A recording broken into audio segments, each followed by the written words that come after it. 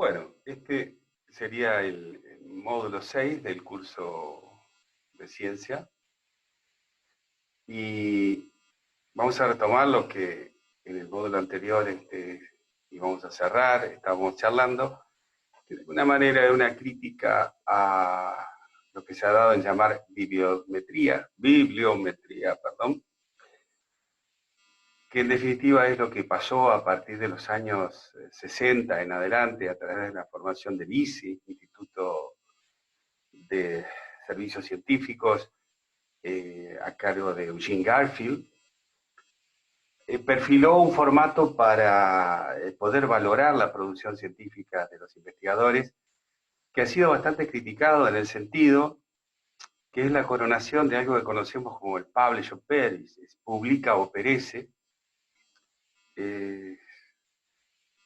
utilizado generalmente por la escuela inglesa y americana, a donde tiene particularmente el desarrollo de los investigadores un comienzo seguramente en una universidad, con aportes no demasiado grandes, estatales, y que realmente en esos países hace a los investigadores de gran capacidad productiva, a los que se destacan, estar esperando el momento de ser digamos, cooptados por la empresa privada. Porque en la empresa privada está realmente el dinero para la investigación. Fuerte. ¿Qué pasa entonces? En ese primer periodo, los investigadores transcurren su tarea en la universidad, de modo que publicar es imprescindible. Es una investigación abierta, claro, todo se publica. Y publicar es imprescindible para darse a conocer. Publicar es ponerse en la vidriera. ¿Para que te elija quién? Y la empresa privada, que es donde va a estar, más allá de que te paguen mejor o no el trabajo que hace el investigador, vas a tener el dinero suficiente para desarrollar el proyecto, porque si la empresa le ve un viso tecnológico del cual se va a apropiar y a lucrar con él, obviamente vas a tener los recursos para investigar. Entonces, de ahí comienza la idea de que en aquellos sistemas publica o perece, publica o desaparece, nunca te van a ver. El hecho de la bibliometría, esto de medir la publicación no solo por la cantidad, obviamente, sino por la calidad de la revista que lo va a recibir, basado en la severidad de los árbitros que van a evaluar, es decir, el sistema científico de nuestros países, cuando nos obliga a publicar en revistas de impacto, nos está obligando a publicar en un sistema en el cual competimos con el resto de la humanidad en su producción. Entonces, lógicamente nos cuesta bastante. De alguna manera el argumento a favor que se nos da, y ellos usan los mejores árbitros, como decíamos al principio. Sí, de acuerdo. Yo reconozco que son los que nos van a ayudar, no son competidores. Si el trabajo les gusta, te van a ayudar a mejorarlo. Eso yo lo tengo claro. ¿De acuerdo? Pero son publicaciones en una lengua que no es la nuestra, que claro que debemos como científicos manejarla porque es la lengua científica de toda la humanidad, pero que hace difícil meterse en ese... Hoy ya no es publica o perece. Hoy la consigna es publica en una publicación de alto impacto o perece. Entonces es un poco más complicado todavía. El argumento de que tenemos que publicar ahí, porque claro, los arbitrajes son buenos y las revistas nacionales no los logran, es un hecho. Ahora, también es un hecho que no son infalibles esos árbitros. Además de las críticas de las dificultades que tiene el sistema, habría que agregarle ya no críticas, sino escándalos, digamos. Hace unos cuantos años, creo que ya van más de 20, un físico teórico, Alan Sokal, se cansó un poco de leer publicaciones de los postmodernistas, sobre todo franceses, a juicio de él bastante disparatadas. Entonces escribió con otro investigador, con Jean Bricmont, un belga, escribieron un libro que lleva por título Imposturas intelectuales, en el cual denuncian una jugarreta que se mandó Sokal. Sokal vio que las publicaciones del área de la psicología, sociología, de ciencias humanas, estaban utilizando el mismo formato que históricamente usaron las ciencias, mal llamadas duras si quieren, que era tener una revista periódica, científica, que recibiera trabajos positivamente, que los publicara. Lo que la mayoría de la ciencia estaba haciendo no quería perder el tren, porque a la hora de ser valorado, bueno, le decían, ¿y usted qué publicó y dónde lo publicó?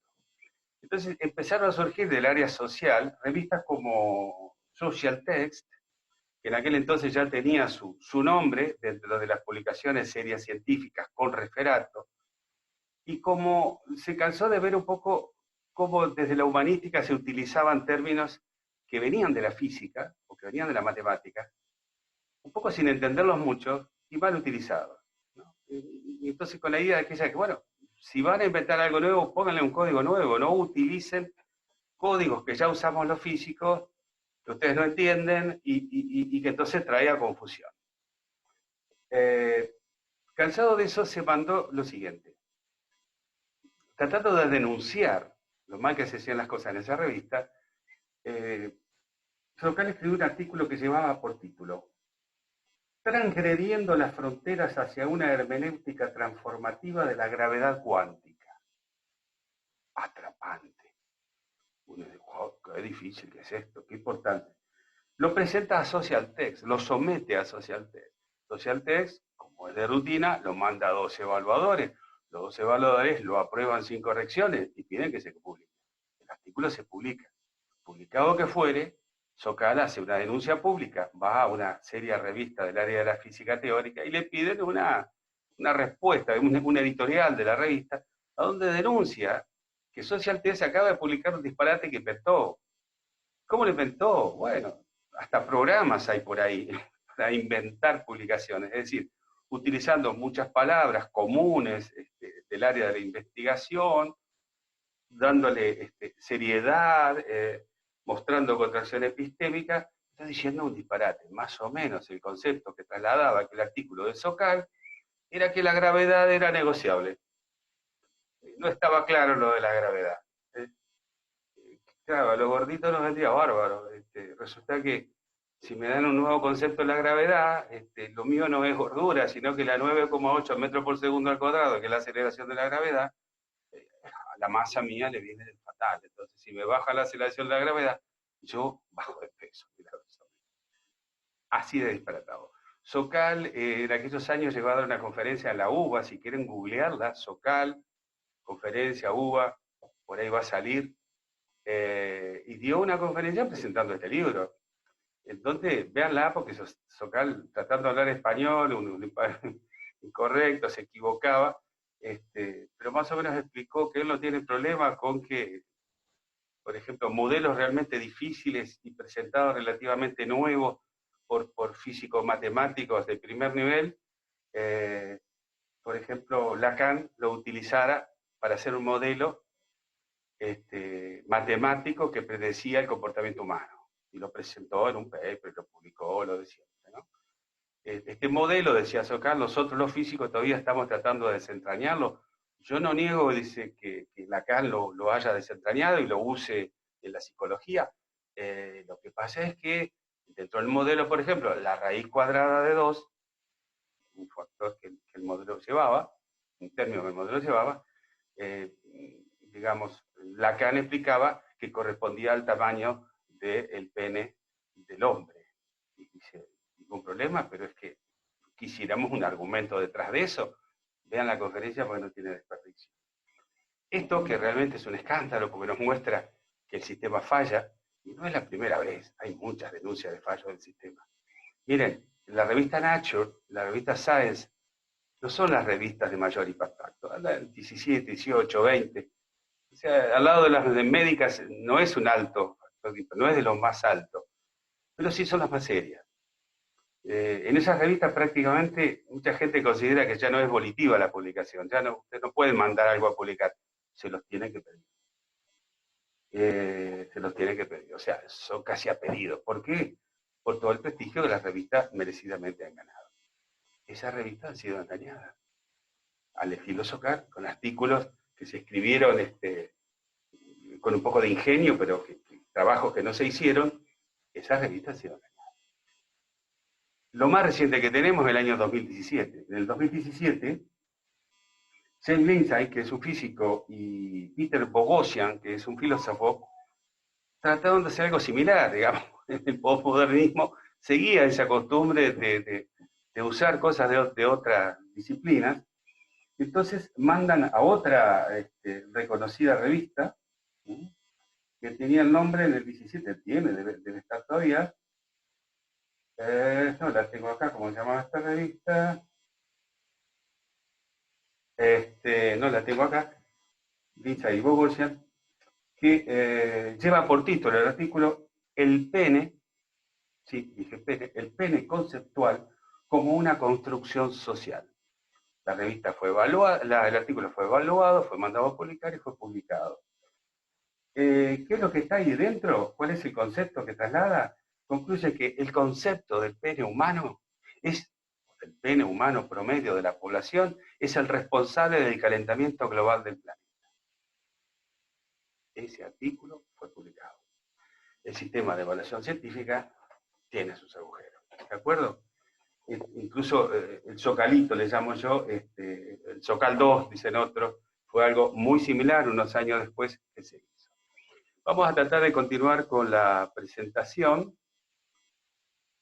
Sí, logro ponerlo, creo que estoy acá, ¿no? Sí, compartir, y ahí estamos. Ahora viene lo posta, están esperando ustedes, ¿eh? ¿Cómo escribir una comunicación científica? Ahí vamos. Claro, cómo escribir una comunicación científica, claro, sin llegar a sufrir trastornos que realmente dañen definitivamente nuestro entorno de relacionamiento, o sea sin volverse loco, gente. Vamos a charlar un poco, vamos a resumir una serie de cosas que ya hemos mencionado al pasar y rápidamente, hacemos un balance de esto, y es que enfrentar el lenguaje coloquial al lenguaje científico. El lenguaje coloquial es el vernáculo, el familiar, el de todos los días, el de la calle. Vamos a discutir de fútbol, no nos vamos a poner finos, vamos a usar el lenguaje coloquial, usamos mucho argot, y fundamentalmente somos connotativos, sobre todo los latinos. O sea, nosotros decimos una cosa y queremos decir otra. A un alemán le costaría menos. El alemán preguntaría, ¿qué es el lenguaje coloquial? Porque más o menos no lo tienen, no son connotativos. Nosotros decimos una cosa por otra, nosotros usamos eufemismos, cuando digo nosotros, fundamentalmente el Río de la Plata, porque otros latinos no nos acompañan, los españoles no suelen usar eufemismos. ¿Cómo me queda la camisa nueva? Si te queda fea te va a decir fatal. Nunca te va a decir muy linda, un poco estrecha, ¿no? La próxima comprar no, que lo queríamos nosotros. Pero lo que es fundamental es que el lenguaje científico no admite otra cosa que ser denotativo, es decir, lo opuesto a connotativo. Lo que dices es lo que dices y no hay nada escrito entre líneas, ¿eh?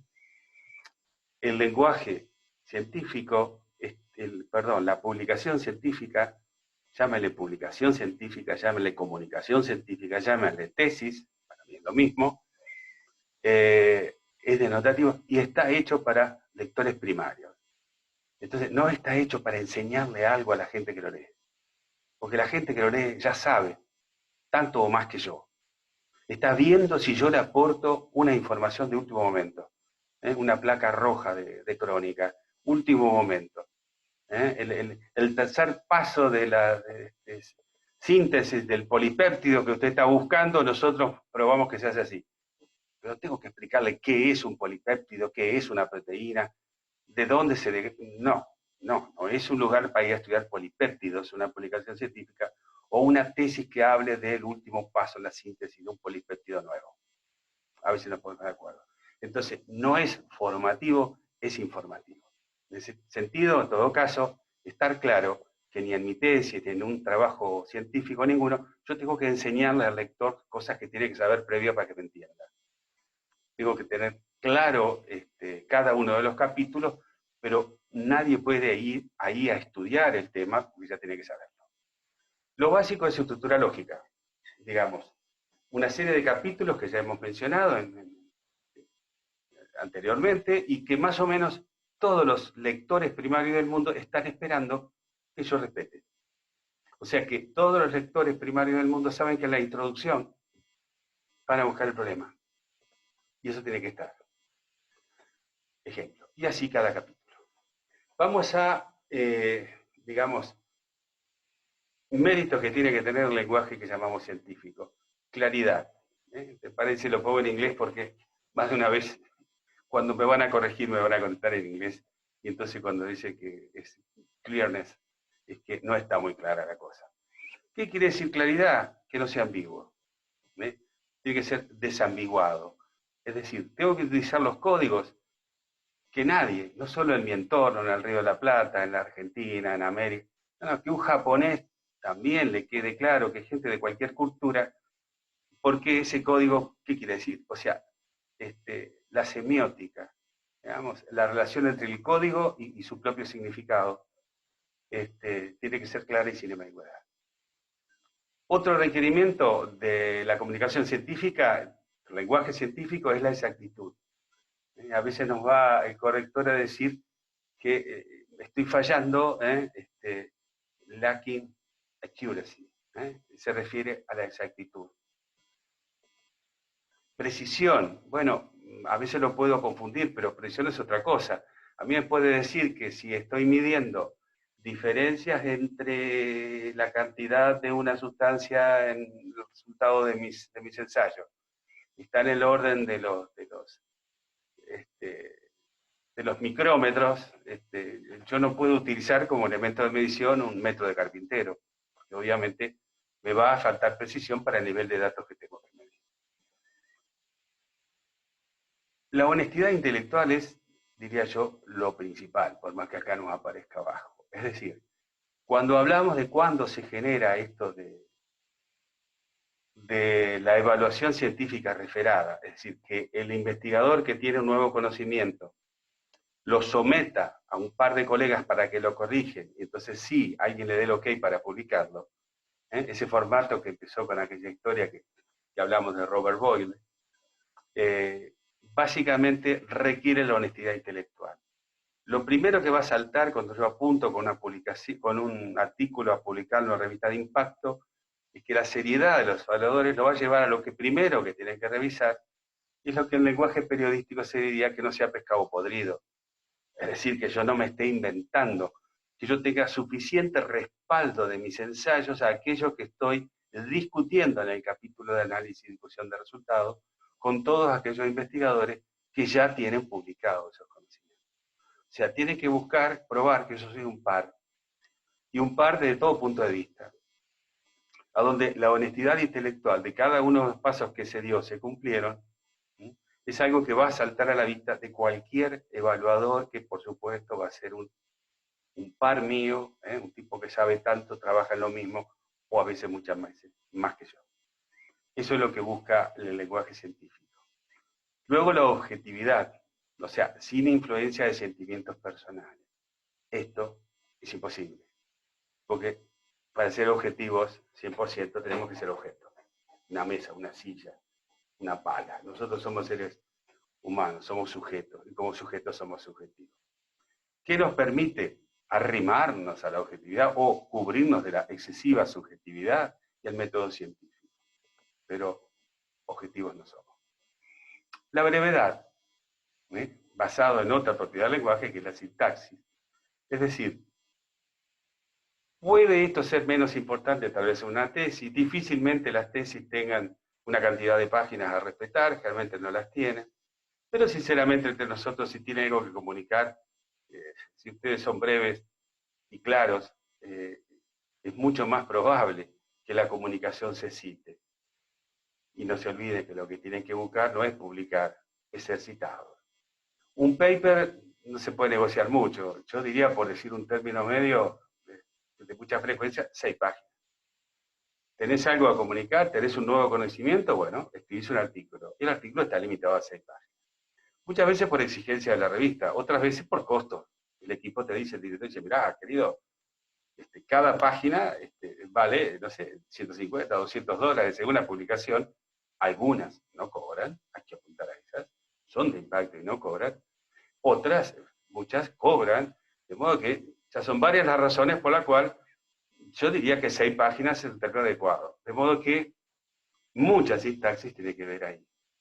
Luego, coherencia y unidad tiene que haber en el artículo. A veces una crítica a los evaluadores es que, fíjense ustedes, que lo que está defendiendo en la introducción poco tiene que ver con lo que termina discutiendo al final. Entonces, ¿por qué dejó en la introducción?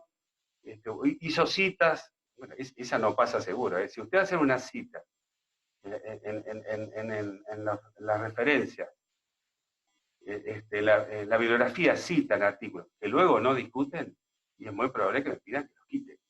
Oiga, ¿para qué citó a fulano de tal si no discutió con él? Bueno, pero es importante lo que dijo. Sí, pero recordar, no estoy escribiendo para formar gente. Estoy escribiendo para informar a gente que ya está formada. Es un lector primario. Eso nos va a llevar a darle coherencia y unidad. Así que el estilo... A ver, ¿por qué viene la incoherencia? Más de una vez cuando vamos a escribir un trabajo de congreso, una comunicación de congreso, ahí va la misma, siempre vengo defendiendo por qué no me consideran como importante la comunicación de congreso, típicamente, mirá, hay un congreso, ¿dónde? Bah, en Iguazú, qué lindo, las cataratas. El director dice, bueno, dele, tengo plata para uno, escriban un trabajo, ¡guau! Entonces ahí nos matamos. Bueno, tengo plata para dos, mejor, son todos los interesados. Y entonces, ¿qué pasa? ¿Cuándo vence? Uy, pasado mañana. Bueno, dale. Vos escribí la instrucción, yo tomo los datos esos que están allá, los trabajo un poco, los maquillo un poco y sacamos una comunicación de congreso. Estoy relatando, no es invento mío, digo, pasa en cualquier lado. Yo no estoy diciendo que esté mal, que lo pasa, siempre un congreso es bueno, pero de ahí viene que a veces el estilo y la forma que se escribió la introducción poco tiene que ver, entonces no hay coherencia, no hay unidad entre las partes. Esto hay que revisarlo mucho. La estructura lógica más frecuente empieza por un título, debajo se ponen los autores, luego viene un resumen. Yo estoy poniendo en colores, digamos, qué es lo que escribo yo y qué es lo que no escribo. Una introducción no la escribo yo. A ver, yo la armo. Puedo parafrasear a un autor o puedo mejor, mi consejo, si están publicando en una segunda lengua, claro, ustedes no son angloparlantes de primera lengua, copio, como el botón derecho, copio, sombreo, copio y pego abajo. Y le saco ahí, o le pongo alguna palabra de liaison, pero tratar de no ponerme a trabajar mucho con una lengua que no es la mía. Antecedentes, es decir, plataforma cognitiva, qué es lo que se sabe, ¿hasta dónde? Bueno, hasta que yo sé qué es lo que no se sabe. Cuando sé lo que no se sabe, la gente que se la sabe toda, a mí no me da seguridad. La gente que dice no sé, quiere decir que lo que hay que saber lo sabe. ¿De acuerdo? Materiales y métodos, ¿hasta dónde? Hasta que cualquiera pueda reproducir el mismo ensayo si no se convence. Los resultados, discusión de resultados, acá viene. Discusión de resultados, que está en amarillo. Y el título los marco así porque son las dos cosas de vuestra elaboración personal y hay que esmerarse mucho, por supuesto. En la discusión de resultados estarán los principales resultados, me dirán si puedo o no concluir, y el título es fundamental porque es engancho para que pesquen mi trabajo y me lo citen. Y las conclusiones, por supuesto. Lo que pasa es que las conclusiones ya estaban escritas, porque si falso la hipótesis, la conclusión es la hipótesis con un no adelante. Estoy hablando de forma muy sencilla, ¿no? Esto es así, dice la hipótesis. Yo la falso, la conclusión es, esto no es así. Y el formato es el mismo, porque la hipótesis tiene un formato de ley aseverativa. Si yo logro verificar la hipótesis, creo que tengo estadísticamente espaldas como para decir, señores, está verificada, esta hipótesis se puede dar por cierta, entonces simplemente copio y pego la hipótesis. Tal cosa siempre es así. Decía la hipótesis, perfecto, la copio, la pego, y esa es la conclusión. Luego la bibliografía, por supuesto, la bibliografía citada, que en el último capítulo va in extensum, para que el lector pueda recuperarla. Eso es lo que tiene que ser el nivel de una correcta bibliografía.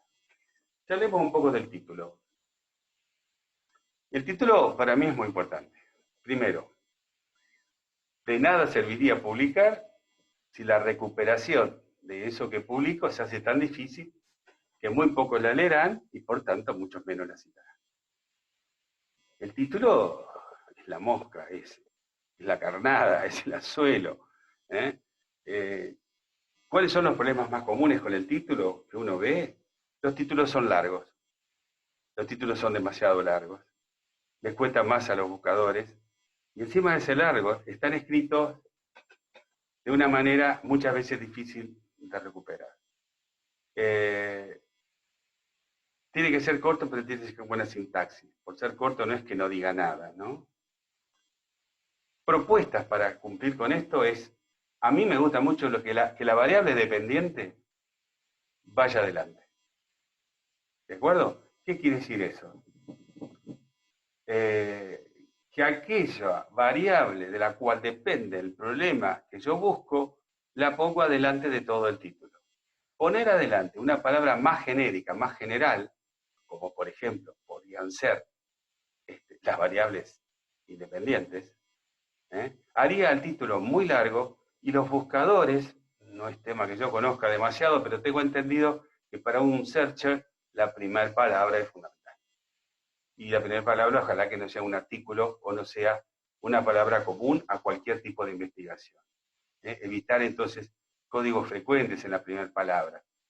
¿Qué es lo típico? Ensayo, evaluación, estudio de, comparación de, análisis de, efecto de. Efecto de es la peor.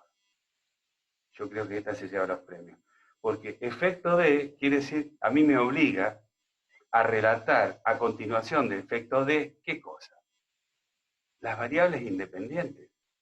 Variable dependiente,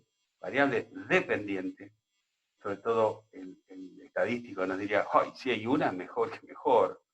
Porque, viste, dividirlo, analizar, hacer un ensayo donde sea una en lo posible, si no, después va a haber muchas interacciones. Pero las variables independientes, estoy seguro que no es una, obviamente.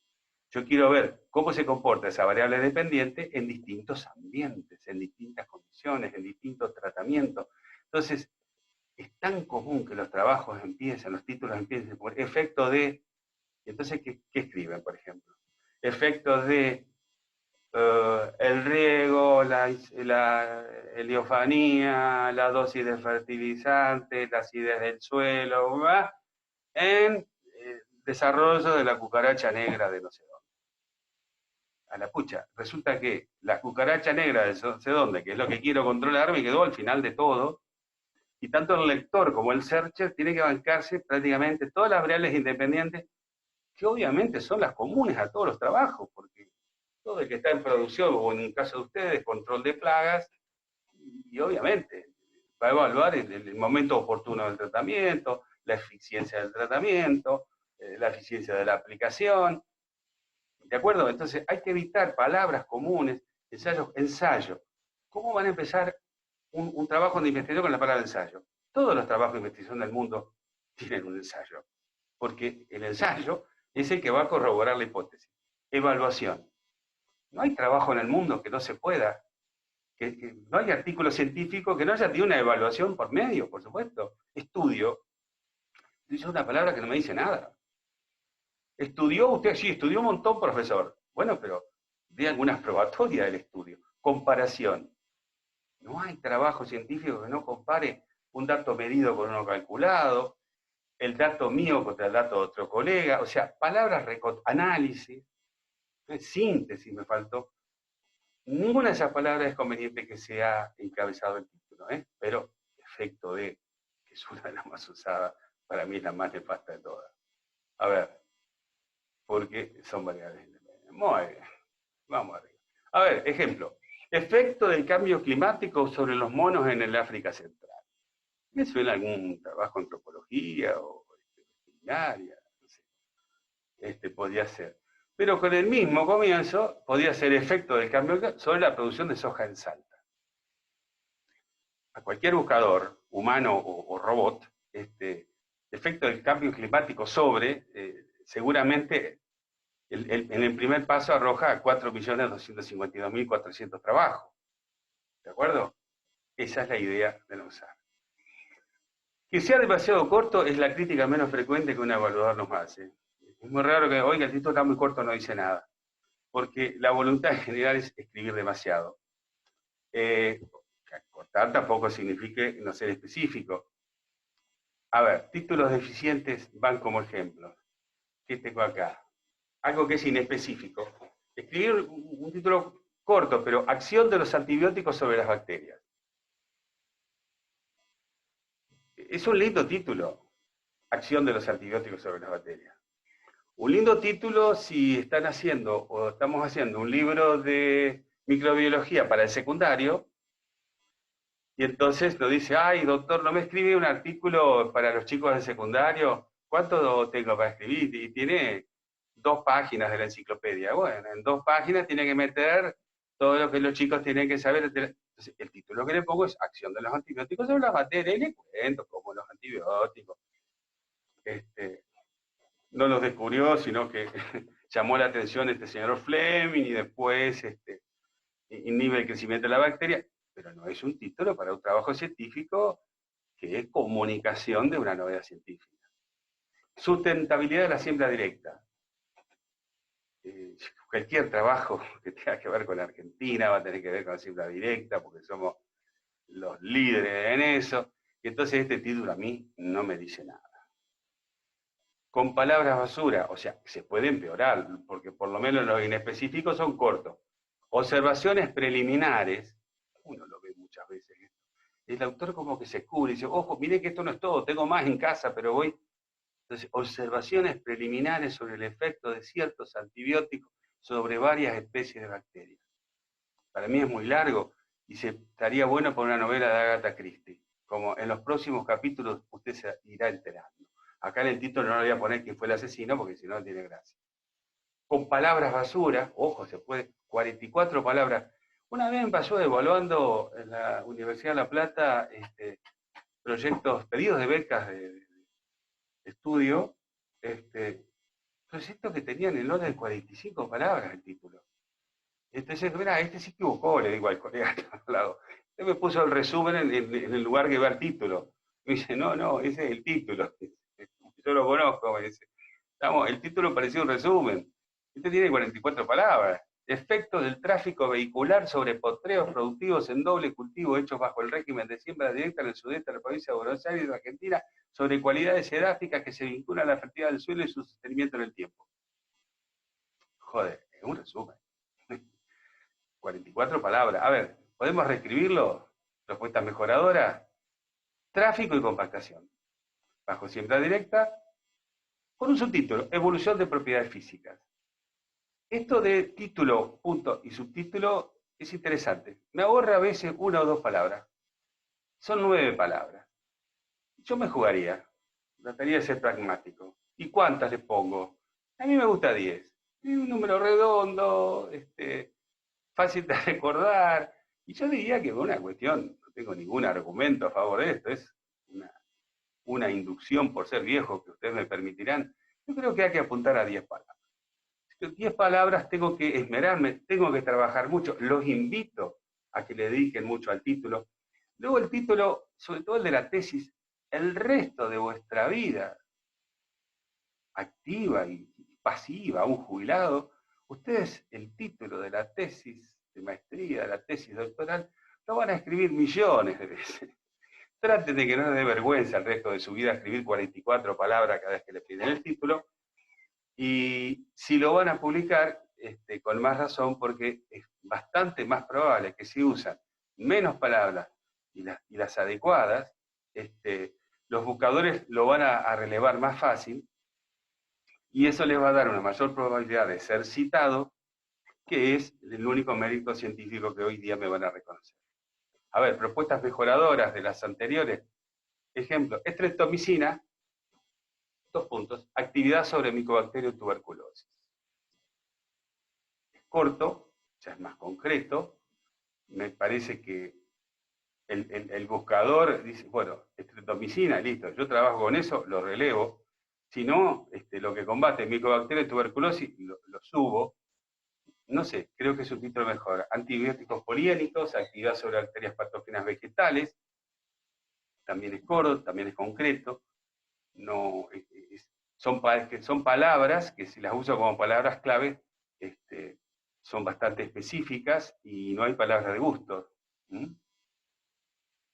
O darle vuelta al asunto y poner por delante Mycobacterium, a juicio de ustedes, qué es lo más gancho, qué es lo más vendedor, si quieren, este, para decirlo así, como título, para que lo releven, porque es necesario prestar atención a poner un buen título, porque aumenta las probabilidades de cita de mi trabajo. Un buen título, yo pongo siempre de ejemplo, es la obra central de Karl Popper, epistemólogo del siglo XX que hemos citado muchísimas veces, el padre del método hipotético deductivo, el que nos enseñó que lo importante es primero tratar de mostrar que la hipótesis que elaboré es falsa, que eso nos hace mejores científicos, que equivocarnos en la hipótesis nos permite crecer igual, tipo militando dentro del racionalismo, por cierto, y escribió un libro fundamental, escribió varios, pero ¿dónde está su pensamiento? ¿Cuál? Y aquel que todo racionalista defiende, que las conjeturas o hipótesis es el motor más importante de la investigación, como dice don Mario Bunge, como decía don Mario Bunge. La ciencia no avanza más hoy día, no por falta de laboratorios y lugares de experimentación, que es increíble lo que el hombre ha logrado, sino por mejores hipótesis. Porque el hombre tiene que formarse un concepto de cuál es la respuesta a través de una conjetura y luego tratar de refutarla. El libro de Popper central se llama Conjeturas y refutación, el crecimiento del conocimiento científico. A mí ese título ya me dice que es aquello del MHD, método hipotético deductivo tan mencionado. Me parece fantástico, nada más que como ejemplo. Créditos de la publicación. Bueno, el orden de los autores. ¿Quién es coautor? ¿Quién es el primero? ¿Quién es el último? Realmente es una temática que a veces en algunos grupos trae ruidos, ¿no? Y yo creo que más o menos se ha estabilizado. Antes creo que era un problema peor, por lo menos desde los grupos de trabajo que a mí me ha tocado interferir. En Argentina, por cierto, hace mucho, mucho tiempo, había como una costumbre de poner al jefe como primer autor. Yo preguntaba por qué y me decían, bueno, es como una cuestión de respeto. El jefe era primer autor en los grupos grandes de trabajo y no tenía ni idea, porque realmente los había dirigido otro, pero era el jefe del laboratorio. Ojo, muchas veces también los segundos en la línea querían poner al jefe porque sabe que si el jefe firma primero, después los evaluadores no se van a hacer los malos con el jefe, porque el jefe mañana los va a evaluar a ellos y portate bien, ¿no? El jefe, digamos, es un sacabecas, tiene prestigio.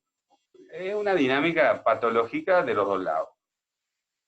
Con el tiempo, perdón, y más o menos, y cuando digo atrás, digo, capaz que hace 30 años de esto, ya en el exterior, en mis experiencias en los posgrados en el exterior, ya la costumbre iba cambiando, ¿no? Y el jefe generalmente firmaba el último. Cuando uno preguntaba por qué, y bueno, había desde una explicación muy, muy pragmática que era, el jefe ya llegó, el resto del equipo es el que está buscando llegar al prestigio, al nombre, a la chapa, como decimos en Argentina. Esa podía ser una explicación. Después eso para mí se fue transformando en una dinámica en las cuales ya hace unos cuantos años atrás, en el CONICET, cuando nos llamaban a evaluar, el CONICET ahí te pone una serie de condiciones que no te las escriben, ¿no?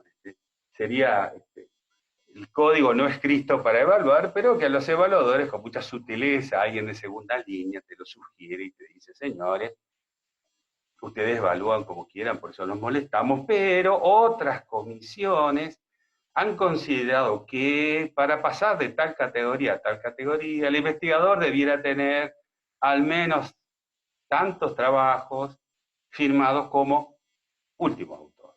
Eso ya hace unos cuantos años, organismos como el CONICET lo estaban tratando de imponer como formato, Me parece que hoy se hizo bastante frecuente.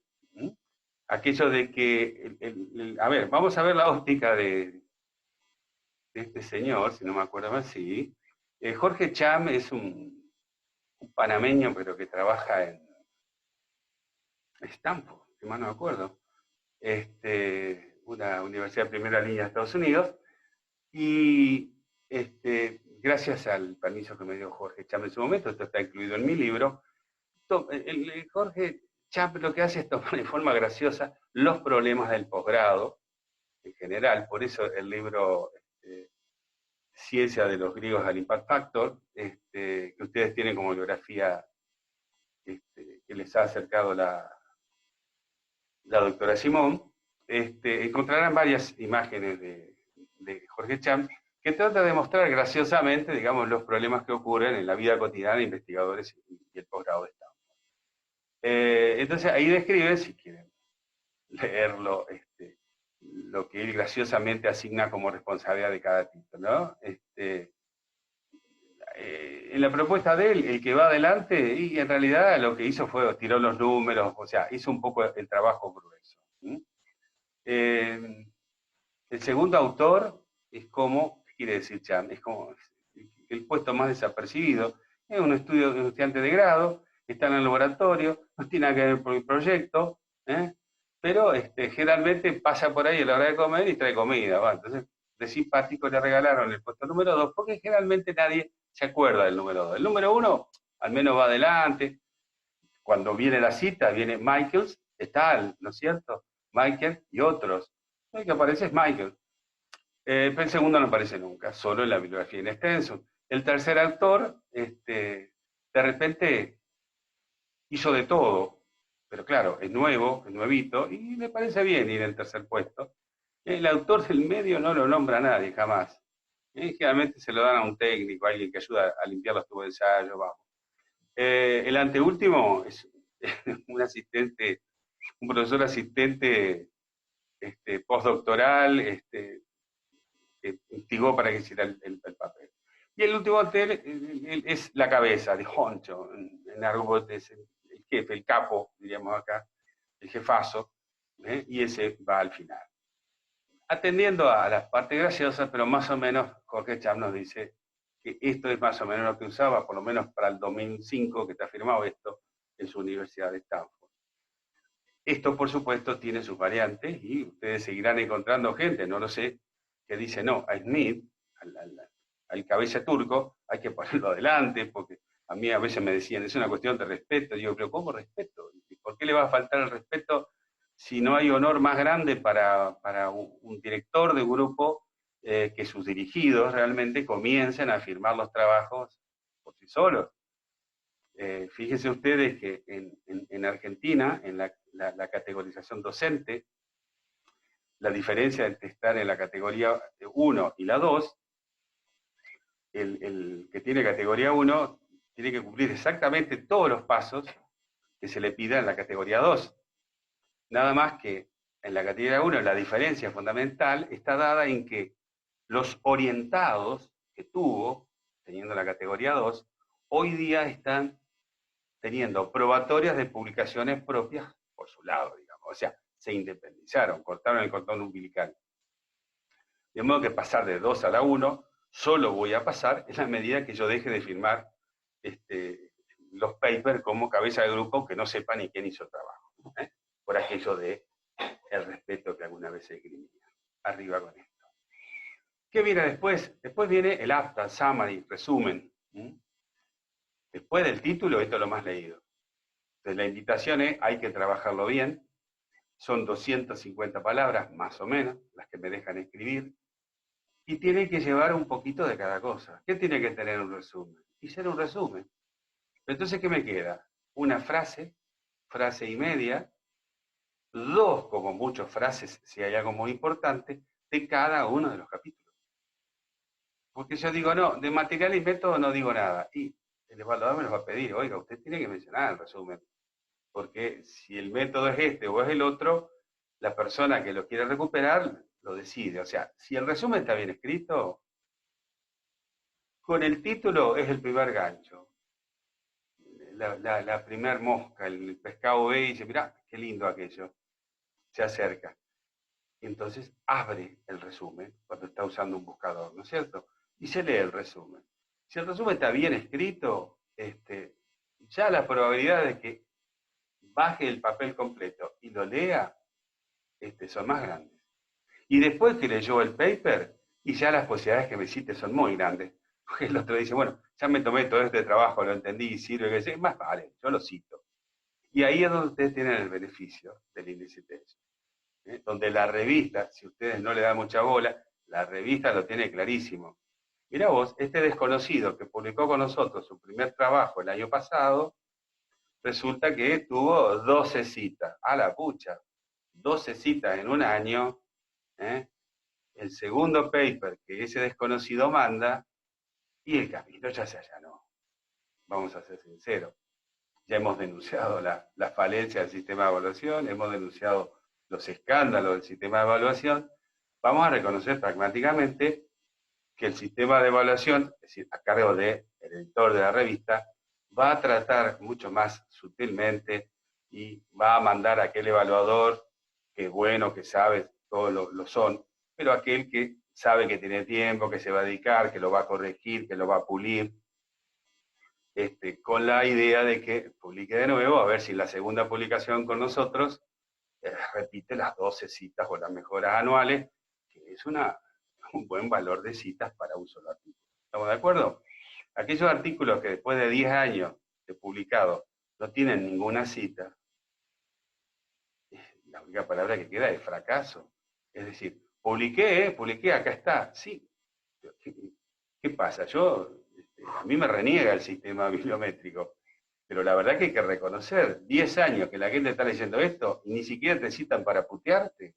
Es decir, ni siquiera te citan para decirte que estás equivocado, ni siquiera se molestan. Es el peor de los resultados. Y el editor de la revista, ni te cuento, la revista no se benefició en nada con tu artículo. Cuando mandes un segundo artículo, la revista, si tiene el más odioso de los evaluadores a mano, se va a mandar a él. Y el tipo se va a enterar porque lo revisan constantemente diciendo, este es el que no lo cita nadie. Entonces va a empezar con esmero, para guardar sus laureles como evaluador, con esmero a buscar, a ver, ¿por qué no te cita? Y va a ir con muchas ganas a buscar lo que está mal hecho. Ahora, cuando la cita del trabajo anterior tiene 12 por año, el ejemplo que ponía, y joder, primero, te van a ayudar a corregir lo que le falta al segundo artículo y van a tratar de que publiques de una vez. A ver si está claro. Usted tiene que citar. ¿Qué pasa muchas veces? Aquí al fondo dice, si el autor o el equipo es ya reconocido, les va a pasar a ustedes, cuando avanzan en un tema revisándolo, ustedes saben que hay un equipo de Estados Unidos, hay dos en Europa y uno en Asia, que trabajan en lo mismísimo que ustedes. Ustedes ya saben ahí quién es el capo, quién es el segundo, quién...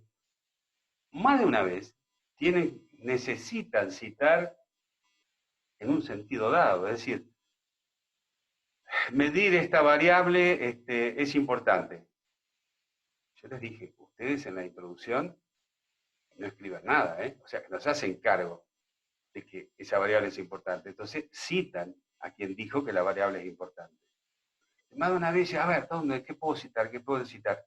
Y se encuentran con el resumen. Es cierto, mirá, en este trabajo, esto. Entonces, simplemente citan el trabajo diciendo, esta variable es muy importante venir, Montoto 1985. Montoto y otros 1985. De modo que a veces un buen resumen aumenta aún las probabilidades de ser citado. A ver, haciendo un resumen. El abstract o resumen, entonces, tiene una estructura donde tiene que aparecer el problema, los principales objetivos, el método resumido, el resumen de los resultados notorios. Claro, si los resultados, si ustedes están escribiendo un artículo que tienen un resultado polenta, es decir, lo importante del artículo, que ojalá todos fueran así, son los resultados importantes. Bueno, en los resultados gástense 3 frases, achiquen lo otro, si no pueden dejar de nota. las principales conclusiones, sobre todo si son importantes, si son conclusiones serias, obviamente tiene que estar en el resumen, ¿eh? No puede faltar. Después del resumen vienen palabras clave, ¿eh? Las keywords. Mi consejo, y creo que de todo el mundo racional, salvo algunos disparates que he visto por ahí, es que las palabras clave sean diferentes al título. Vayan de lo general a lo particular del artículo y no sean las mismas del título, porque ustedes entran en los buscadores por vía de títulos o entran por palabras clave. Si no saltan por el título y las palabras clave son las mismas, me dicen para qué pusieron palabras clave. Las palabras clave tienen que buscarle la vuelta para que sean diferentes a la del título y aumenten la posibilidad de que los buscadores levanten el trabajo. El capítulo que sigue es la introducción.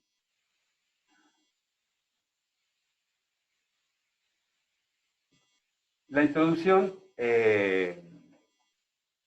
puede ser un solo capítulo, y entonces ser la introducción más los antecedentes.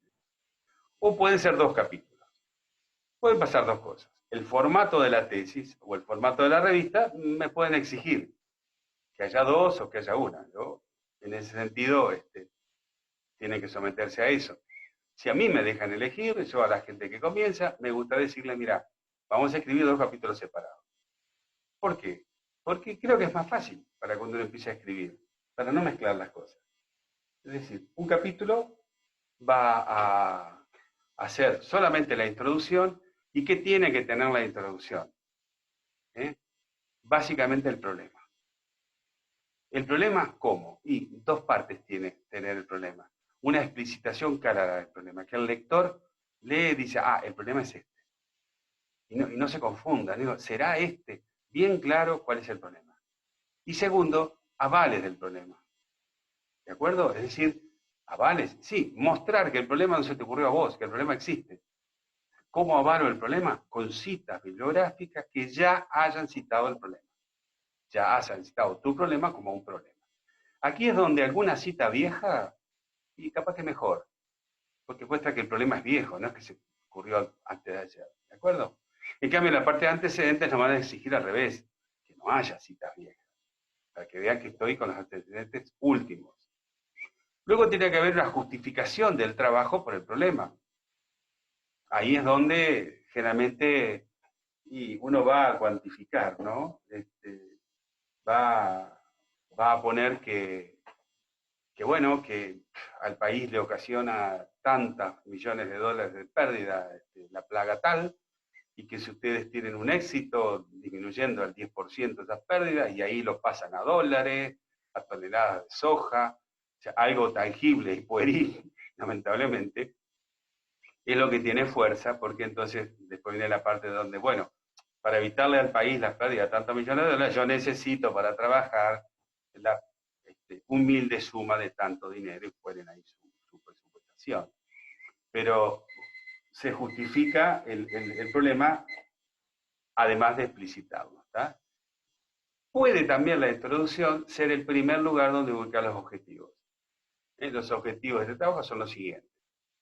Los que hablan de colocar los objetivos tempranamente dicen, bueno, porque el lector ya sabe qué objetivo tiene cuando va a leer el capítulo que sigue, que son los antecedentes.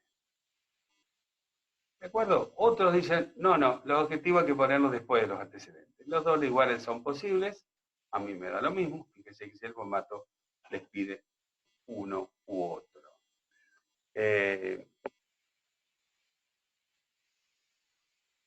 Entonces, aquí me avisa el despertador que llegamos a este sector de 40 minutos, de modo que los veo en el próximo módulo.